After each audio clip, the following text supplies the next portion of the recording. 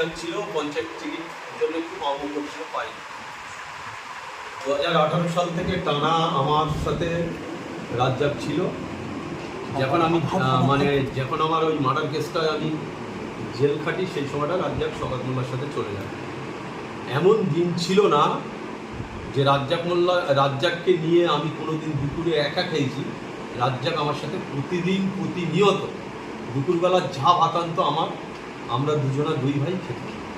এটা ভাঙনের প্রতিটা মানুষ জানে, তারা বিডিও অফিসে পঞ্চায়েত সমিতিতে গেছে, তারা জানে রাজ্জাক আমার অত্যন্ত প্রিয় ছিল।